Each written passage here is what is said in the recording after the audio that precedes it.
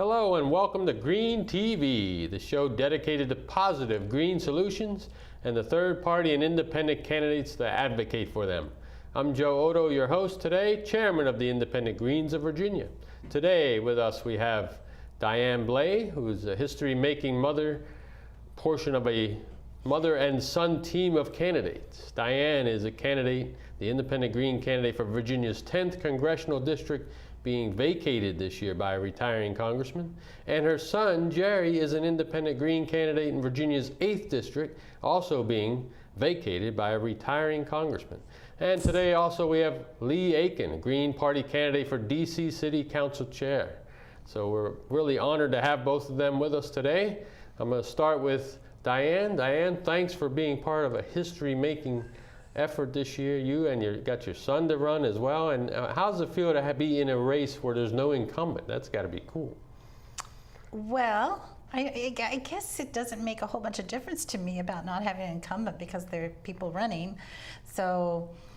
But they're new faces, and see, in the track record of things in Virginia with the incumbent, we at least knew their positions. We had positions to go after them on, and we had the chance to actually ask them to participate in the debates. And from what I hear, you're not getting any outreach from them guys at all, your opponents on that front. But I hope that after today I will. Exactly. Well, this may help boost that. So you're having fun out there, you're knocking on doors. What's the main campaign theme while you're, I'm not going to be knocking on doors. I've knocked on doors in my previous campaign, and I did not like it terribly because of the dogs, and just going out door to door, and it was not an efficient use of my time, I didn't think. So go where there's clusters of people. Yeah, if there are clusters, it was fine. And then I like interacting with the people and everything, but particularly with these multi-acre lots, it's really unreasonable. But so I'm not going to be going door to door. I decided that on this campaign. Okay. But also I'm not raising the money like I tried on the last campaign. And I'm running as Independent Green in this campaign, as I ran Independent last time. So. But not having an incumbent is just means everybody thinks it's more open, and I think that they think that they're going to spend more money on this campaign. That's what I'm taking away from it.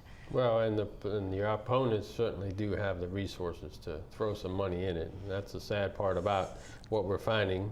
And yes, so tell me let's say you were to get elected, what kind of legislation would you introduce first? Well, I think Ralph Nader has had suggested a lot of legislation, which is what I would go for, a lot of that kind of thing. I think we need to decrease the amount of money spent on defense. That's a big one. And what I would like to see, and I'll be working on it regardless, is trying to get some of this money out of campaigns. So we can, the legislatures will do what's best for the people and not what they've been paid to do. So. Great, outstanding. Well, thanks. So what we're going to do now is go ahead and put a spotlight feature for Diane and her race up now for the folks to see. This is Diane Blais, candidate for U.S. House of Representatives in Virginia's 10th Congressional District.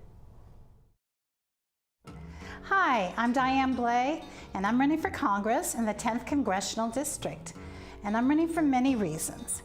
Basically because I want our country to be better. I think that we spend way too much money on defense. We have over 100 bases in other territory outside the United States. We need to cut back on the money we spend on that and spend it on our people in our own country. The money in campaigns is just horrific, and our legislatures are spending too much time trying to raise money instead of dealing with the issues and trying to do what's best for the country. And they're bribed whether they think they are or not. And so they don't do what is the best for our generation and our children and the world in the future. So there are many other issues too that I think we need to do better on, but basically, if you vote for Diane Blais or the Green Party, this is what the Green Party is trying to do, to make a better world. So Diane Blais for Congress, Thank you very much. Well, we're back. Thanks for Diane again. We'll come back to you. Now let me ask Lee a question. You ran for shadow Congress before, but now it's DC City Council. Do you find some overlapping issues that you want to take on? Well, there are certainly overlapping issues. For one thing, it doesn't matter whether it's DC or the country, environment is a major, major problem. And our current mayor did move forward on an environmental program, but he wants to phase it in over the next 20 years, and I think we can move a little faster on that. And the other thing is, of course, when I was running for shadow rep, that's an unpaid lobbying position in Congress, I was taking up national issues, and the biggest one there that affects everybody, including everybody in the district, is Social Security. And Social Security, as I've outlined in my blog on an article there, can be saved if they restore the 90% wage cap that both parties agreed to in 1983, and they have never followed since, which was while the upper echelon was getting 10 to 20% increases in wages, the lower level workers were only getting 2 to 4%, and now a great deal of money has not been put in the savings that should have gone there, and they should restore that 90% cap immediately. What is the cap now? It had been as low as 82% and I'm not sure exactly what it is now, but it generally drifted down. By the mid-90s, it was about 85%. So for many, many years, the upper income people have been getting away with not putting in their fair share. So what are some of the specific environmental pushes in downtown DC, since that's where you operate? Looking for more solar rooftops? Absolutely. And that, in fact, is how I got roped into this crazy politics business. I had testified at the council because PEPCO, our local utility, was not purchasing power from our local energy producers, and we had something like 500 people with solar roofs, and they were going to New Jersey and Pennsylvania and I think even Michigan to get power. So we got a bill introduced, DC Power Solar first, and we won. And when I was at a victory celebration, I was approached and said, "Hey, you did a good job of testifying. You should run with the DC Green Party." So I said, "Well, I will look into it." And it's been crazy ever since. So do they need more legislative push, or is the city fairly friendly to solar rooftop? Well, I think the idea they're friendly to, but the big problem is permitting. In Germany, permitting is very simple. I think they permit the businesses that install the solar. Here, individual property owners have to go get the permits, and from what I hear, it can take up to 6 months, whereas in Germany they can do it in 2 weeks. Wow. So I mean, there's a lot of bureaucratic problems in Department of Consumer and Regulatory Affairs, right. DCRA, and that's one of the big things that I'm going to be very concerned with in my campaign. Outstanding. Well, let me go ahead and show the spotlight feature for your campaign now, Lee. This Lee Aiken is running for DC. Lee Aiken. G. Lee Aiken is running for the candidate for DC Council Chair. So check this out.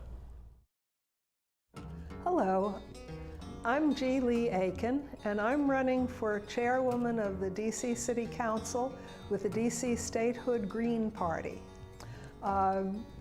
So let me tell you why I am running with that party and for what some of my main issues are. I have been a Green since I was in college and took ecology before anybody even knew what the word meant, because I knew it would be one of the critical issues of the age. Then I came to Washington the day after President Kennedy was elected. I had worked on his campaign in Iowa, and I was very excited to be there. But I didn't know that I would spend 53 years there and never ever be able to vote for a member of Congress or have any influence over how my tax money was spent. So 3 years ago, when I had the opportunity to be involved in politics, I chose the DC Statehood Green Party, because we need statehood, and we certainly need to preserve the environment and grow the environment and make the many changes that are necessary. You can see some of my statements on my blog, which is GLEEAIKIN, GLEEAIKIN.blogspot.com. I would say my best post there is one on fighting the XL pipeline and all the different problems with transporting carbon-based fuels, which is a very important issue. My other most important issue is the fact that I discovered actually about 10 years ago that my taxes were much higher than they had been a few years before that with no change in income. I finally discovered that a benefit that we had when we got home rule in 1973, which was that our deductions and exemptions on income tax had been similar to the federal deductions, had not been increased very much. The Fed goes up with inflation, but in DC it was going up when the predominantly Democratic council would raise it. So I began fighting for that. I testified before the Tax Revision Commission twice, and they recommended that we couple our rates with the federal rates, and that will put $85 million back in the pockets of low and middle income earners, but not people earning more than $150,000. Unfortunately, they're going to phase it in, so the impact on neighborhood businesses will be much smaller than it would be if they could have done the whole thing this year. And that's one of the very important things I'm going to be pushing for and enlightening the public on as I go out on the campaign trail. Thank you very much. G. Lee Aiken. So getting back to the solar issue, Diane, you're in a pretty large district. Where does your district run actually from? Fairfax West, how far? It's not just Fairfax, Almost it's to West McLean. Virginia. It's McLean, and, Right. and it's Prince William County. It's Manassas Park, Manassas, and it goes out to West Virginia, right? Wow, that's All what I Loudoun thought. County, Clark So you County. got some urban area and some rural area included. So I would imagine solar and rail extension and wind power would be a big issue. Are you finding a receptive audience for some of those issues? Not terribly receptive, but some are receptive, yeah. And some people just are isolationist and don't want people coming out to their areas, if you can believe it. Oh yeah, in other words, they're don't afraid build of- a rail line because we'll get We'll have more people out here, yes. So there is that, but of course I'm a strong believer in all that. So, and And- there are other people who are too. So. Well, it's glad to have you on board with the Independent Greens, which means you're probably behind our effort to promote the high-speed rail across the state, where we're going to try to connect Richmond, Roanoke, Virginia Beach, D.C., and I think Winchester probably in the mix there. Winchester, good. Because it Yeah, that had is- once upon a time a rail line, which is now just a bicycle path because they ripped up all the track. But it's, Yes, was not a good move, terribly, that we've done. And it's nice to have, I love bike paths, but need to build them and not take over the rail tracks. Well, this is the whole point of why the Independent Greens are so honored to have you running. I mean, we have to continue to offset the oil, auto, and asphalt lobby. I mean, when they build roads, obviously we know about 80% of those are subsidized. And when people say, well, how are you going to pay for the rail? It's already paid for 80% by the users. So it really isn't as big a subsidy as people think. So are you able to get that message out, you think? I How's try. I mean, I just think instead of building these hot lanes like around the Beltway, we should have had a rail going around the Beltway. We need other light rail in different, like on different streets, on major arteries into that should have gone. So we just need so much more in this area instead of just building more asphalt, and Exactly. relying upon cars. We need more. And they have found in Phoenix and other areas that this is very, very popular, and it has financially good results. So we need to be thinking about this outside the box, people. Exactly. Get out, not just more roads, more asphalt. We need other things, everything. The line that they opened in Charlotte, as soon as it opened, it doubled the ridership than what they expected. So that's good news. Now, Lee, downtown D.C. obviously gets a good relief from having a good underground system. And what Correct. kind of improvements or tweaks you think could be? Is there anything on the horizon down there, folks? that are looking Well, at?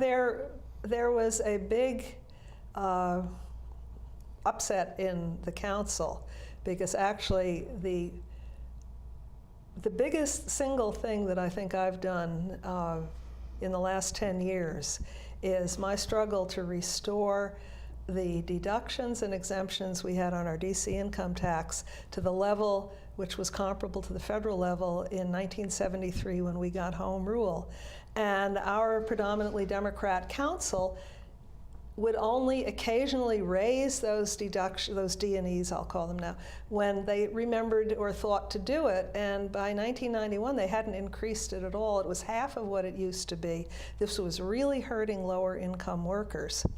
And so I'd been fighting that for the last 10 years. I testified twice before the Tax Revision Commission, and they actually approved doing that, which was, when fully implemented, would be putting $85 million per year back in the pockets of all wage earners earning less than $150,000. So it was really a very valuable low and lower middle income thing to do. Now, the mayor was just sitting on this and not doing anything with the recommendations, and actually the fellow that my primary opponent did take the bull by the horns and cut light rail being expanded in other neighborhoods, which I have to look into more, but he did put through a lot of the recommendations of the Tax Revision Commission, including the increased give back on the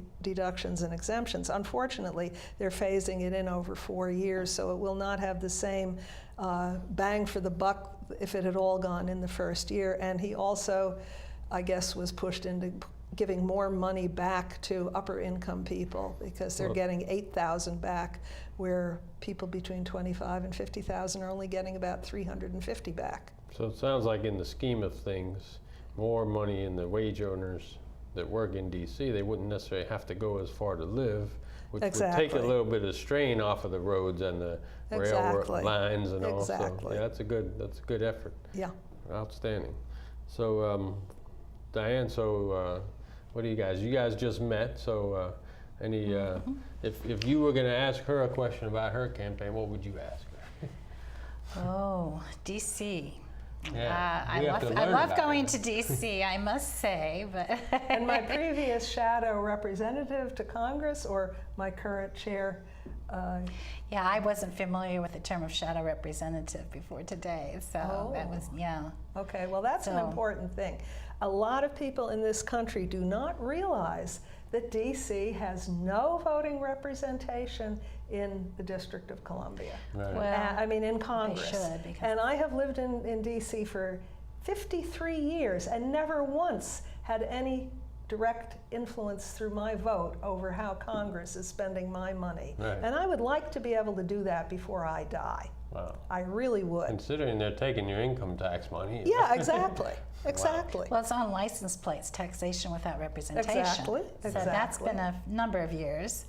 And it's been many people have said that was going to be a major thrust of their coming into the government, I thought, over the years, but then it still hasn't because of Congress. Well, we need congressmen to sign on to several bills, one in the Senate, one in the House, to move this forward. I think we have up to 90 representatives have signed on.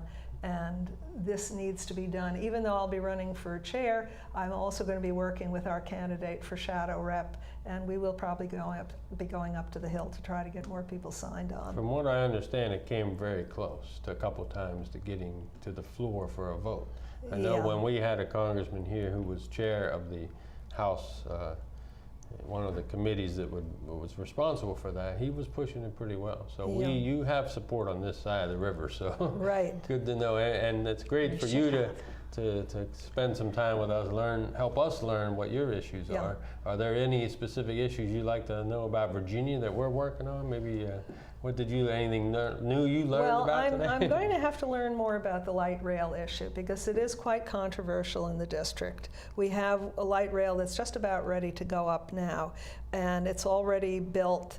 But there's other areas they're talking about building it, but we have Metro and we have pretty extensive bus service, and so I really need to study that more, and I'll be interested in some of your reasoning and throwing out some of the things that I learned. They're doing a lot of bike improvements in DC particularly. Yeah, exactly. going well And where there. did they build the light rail in D.C.? On the H Street corridor in Tommy Wells district. And actually, he was the only one who didn't vote to go ahead with the cut that would put the Tax Revision Commission money in people's pockets, because he was upset that they were, worried about the light rail. So the light rail that's